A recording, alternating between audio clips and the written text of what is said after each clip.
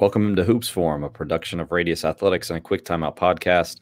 I'm Tony Miller, and I'm joined once again this week by my co-host, Randy Sherman. Big thanks to our sponsors over at 323 Sports. If you've listened to the show for any amount of time, you've heard about 323 Sports' famous $55 team packs with 4 pieces of apparel. They actually have an equally as popular $99 team pack, which gives you a little bit more customization and also includes some nicer pieces of apparel, including some sweatshirts for these colder months. To find out more about what 323 Sports can do for your program, visit 323sports.com, or you can contact a sales rep directly at sales@323sports.com. They'll be sure to do it right for your basketball program. Randy, today going to talk about coaching superpowers. Yeah. Where did this idea come from, and exactly what do you mean in the context of our coaching? I guess I'd say it came from just sort of like lots of conversations with coaches and trying to like sort of pick out some like if I were a carpenter, I know what the skills that I need to do. Hammering, sawing, cutting, things like that. Like what are the actual skills that a coach needs to master to turn them into a superpower of those skills into a superpower. Another place I kind of got the idea for this series of articles was from video games. I don't play video games. I've never really been into that, but like I know enough about them to know that like, you know, there's a character in the video game, and while you're playing, you're playing along and you earn some sort of superpower. Then now your player becomes less vulnerable, or they gain a new weapon, or they something like that. So you level up to a new level. So that's kind of what we're talking about today, is thinking of 4 things that like I can adopt or perfect or get better at to sort of level up my coaching. Keyword there, earned.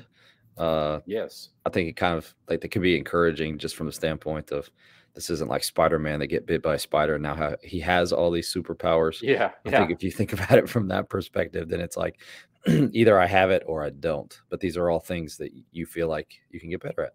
Sure, absolutely. And with practice and with feedback and kind of evaluating your coaching as intently as you evaluate your players' play. Okay, so first up, superpower drill creation. Yeah, I think this is like I don't know. I'm hesitant to call it a superpower because I would consider it a fundamental skill of coaching, like to be able to create drills. Like I create playbooks and make them available to coaches online, and I've sold some and often get follow-up questions such as, Coach, I got the video, or I've got the playbook, or watched your video on this offense. Do you have any drills for that? And my answer is typically no, I don't. But not because I don't want to be helpful, but like I want coaches to learn how to do this, how to create drills. And sure, the coach is probably just trying to save some time. They probably have this skill and this ability, and they're just trying to save some time. But I'm skeptical of that, because after talking to lots of coaches for many hours in my mentoring program, thousands of hours, I have encountered lots of coaches who sort of struggle with how to break things down and teach them.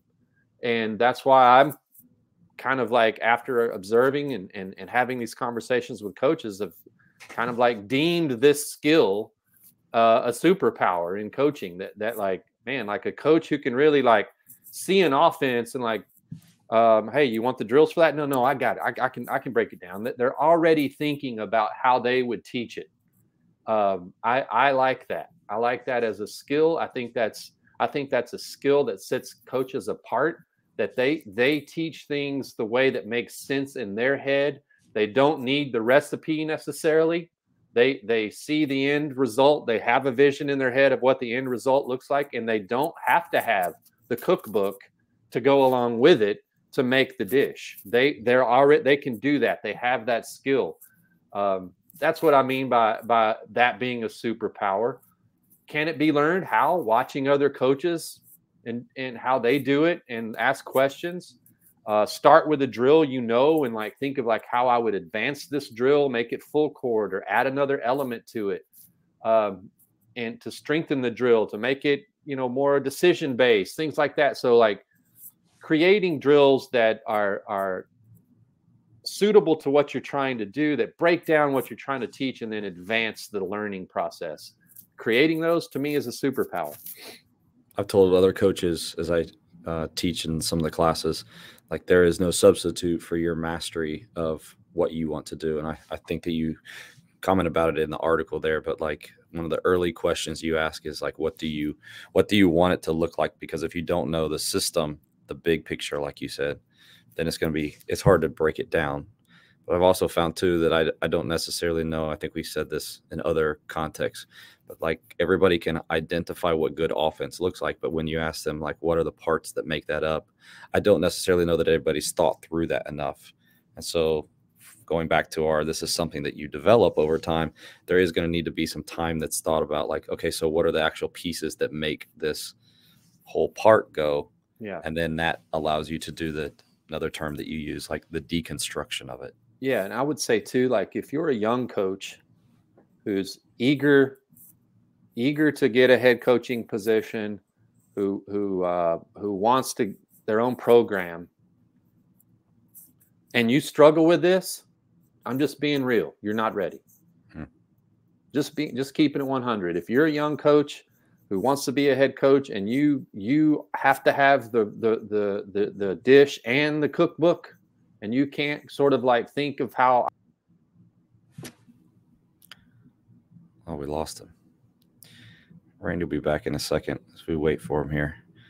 Let me just quickly say these 4 superpowers that Randy's talking about all come from a newsletter subscription that he has, and at the end we'll direct you towards that. But Randy provides a lot of great information for that. I don't know what happened. That's all right. No problem. Go ahead. Pick up where you left off. What I was saying was, if you're a young coach ready to be a head coach and you struggle with drill creation, you're not ready. I'll leave it at that. Yeah. Yeah, that's good. The second one that I think kind of coincides with that really well is this idea of simplification. Yes. Man, if you want to zig while the rest of your coaching peers are zagging, be simple. Because like in this day and age when information is everywhere, new things are always popping up, like the ability to keep your focus and keep things simple and straightforward is going to set you apart. I think the idea to include this came from sort of just observing not just basketball, but like sports in general. Like imagine like we're entering into the NFL playoffs and things like that. So like there's inevitably a team that maybe like early in the season didn't look like they were going to make the playoffs, but then they go on a late season run, and like a journalist puts a microphone in front of one of the players or the coach's face and says, "What was the key to turning your season around?" And it's almost always like we got back to basics. We simplified. We were thinking too much and not just reacting.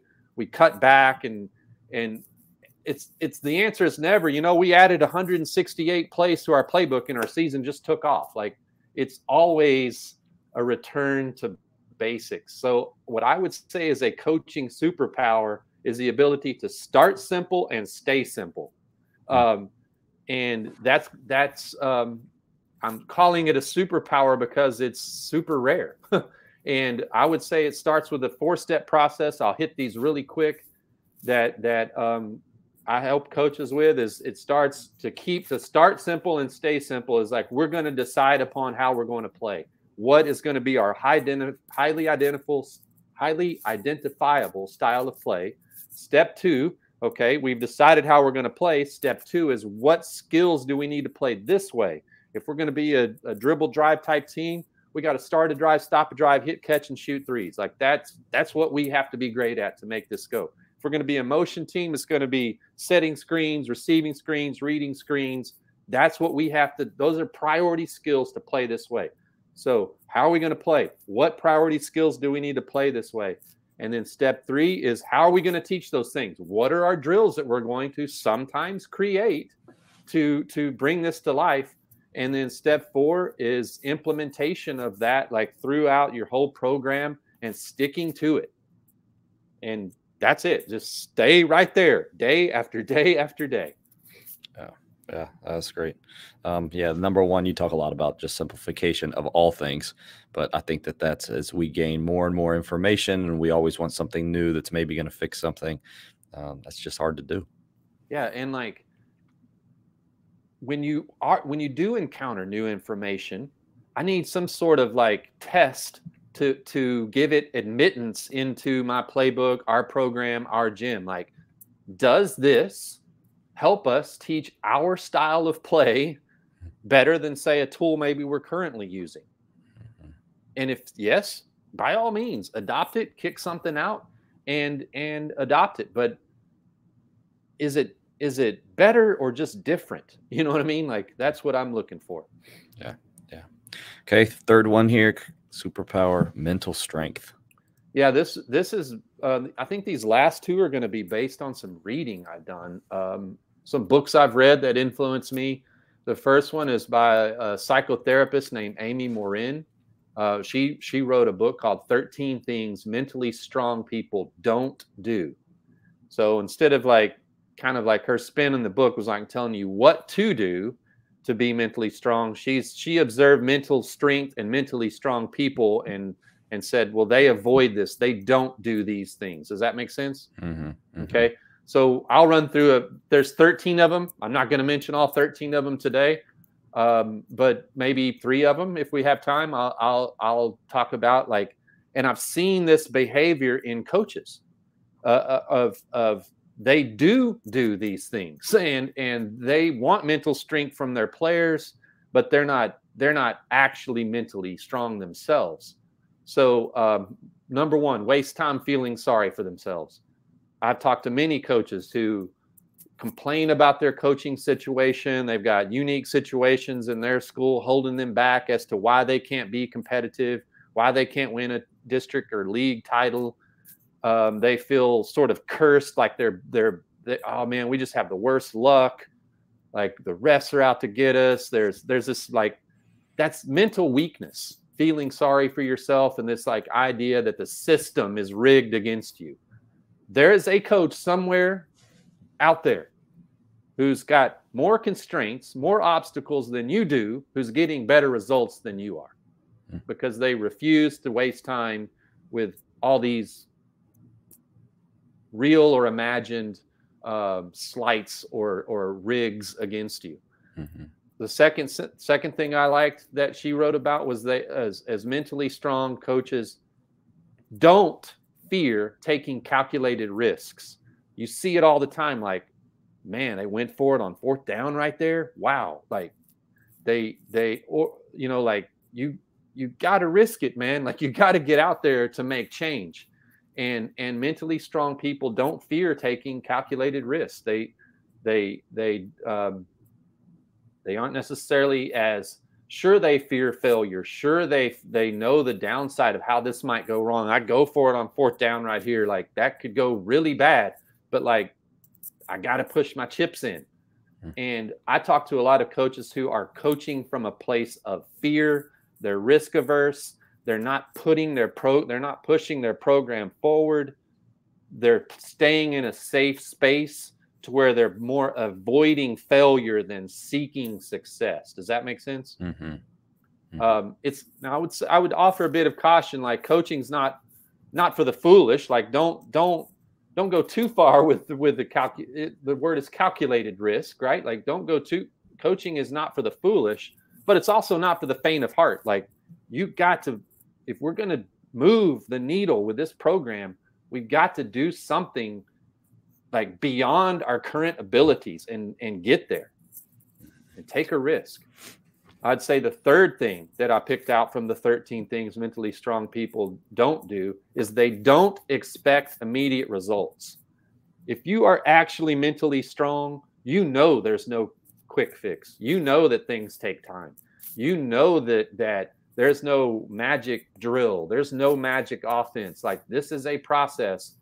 And I think a lot of the angst and turmoil that I get from coaches is a lack of mental strength on their part. They expected this to be easy. They expected like, oh, I got this job and I'm so great and this is going to work tomorrow just because I know what to say and know what to do. They're going to get humbled.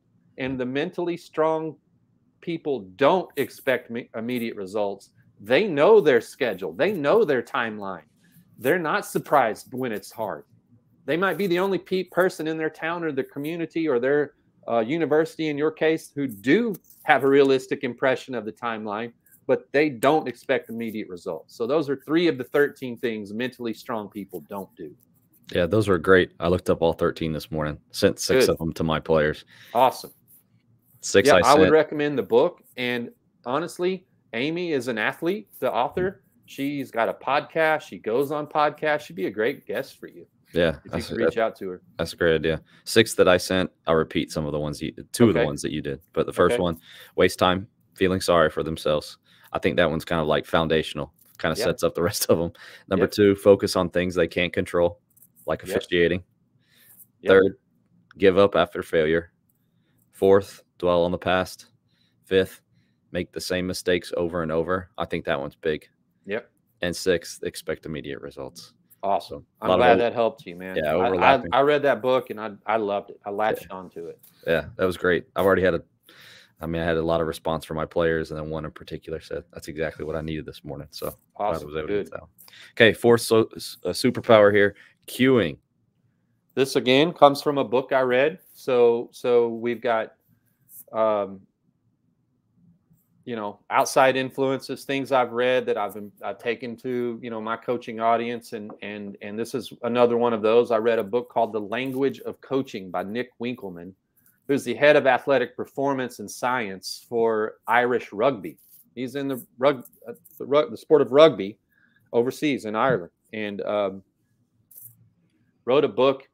He became fascinated with coaching cues, like the things the coaching points, the phrases we use, the teaching, the language that we use with our players to impact their on court, on field, on ice behavior, right?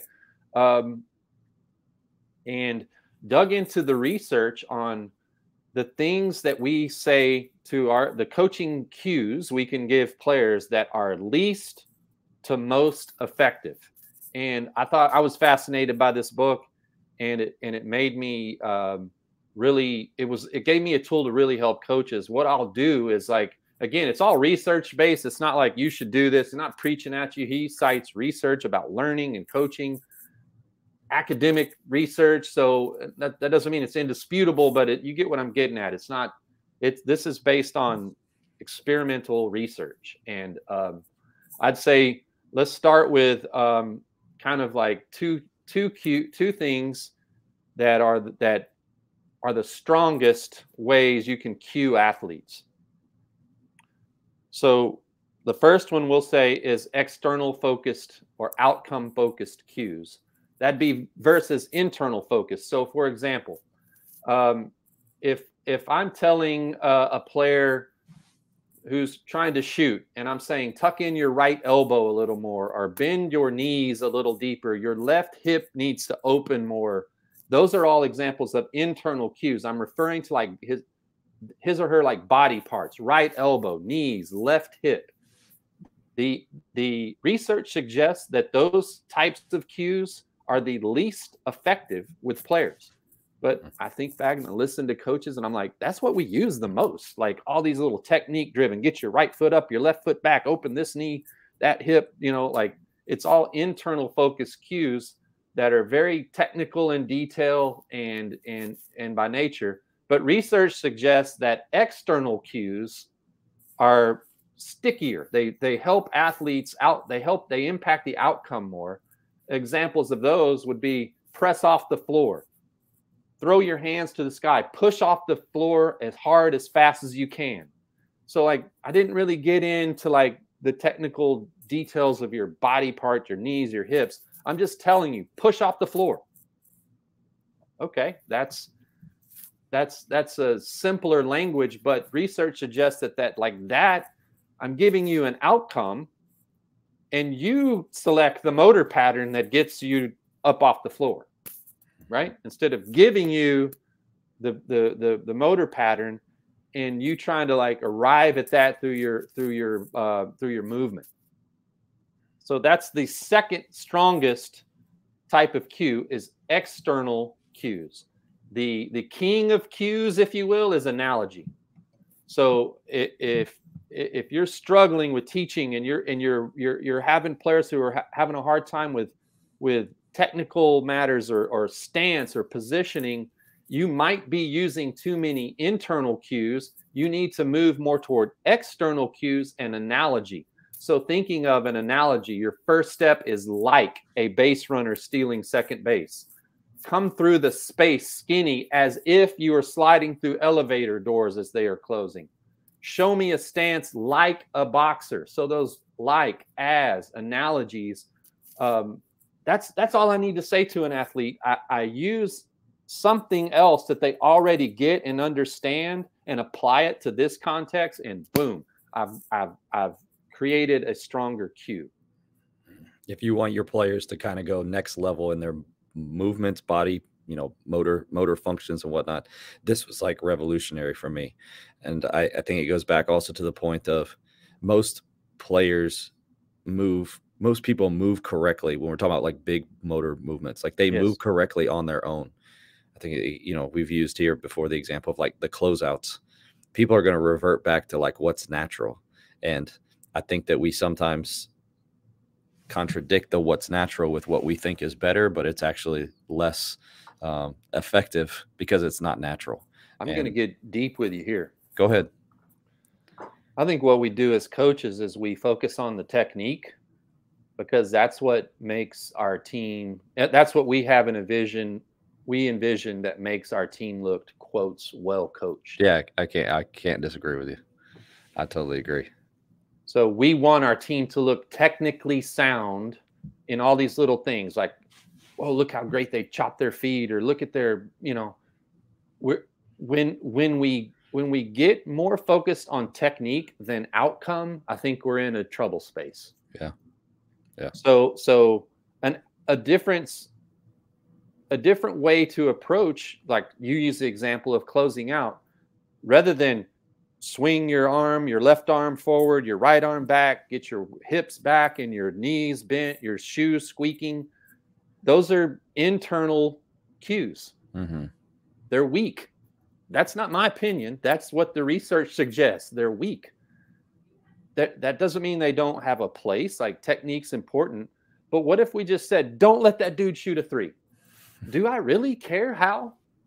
Mm-hmm.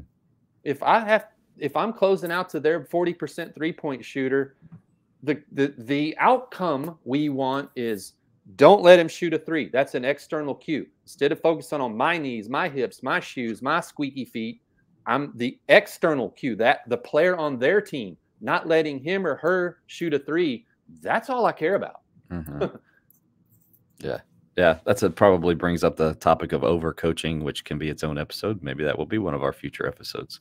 Yeah. The things that we talked about today, though, that actually came from a series of email newsletters that you send out. Can you direct people to those and then tell them a little bit more about them?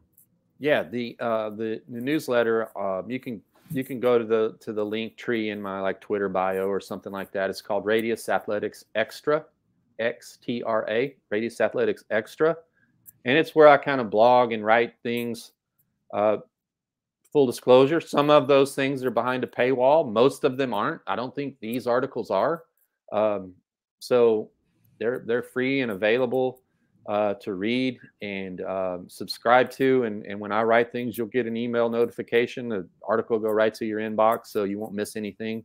So that's where these can be found. Yeah, great stuff. A lot of nuggets. Even the stuff that you talked about today. Not everything that we've talked about was things in the article themselves. There's more there, so Go check those out. Absolutely. Thanks to all of you who joined us this week. If you missed any part of the live show, you can go back and watch or listen. Simply search Hoops Forum on YouTube to watch the full episode, or you can go to any podcast platform and search A Quick Timeout, and there you'll find the audio version of the show. For Randy Sherman, I'm Tony Miller. We'll talk to you again next time on Hoops Forum.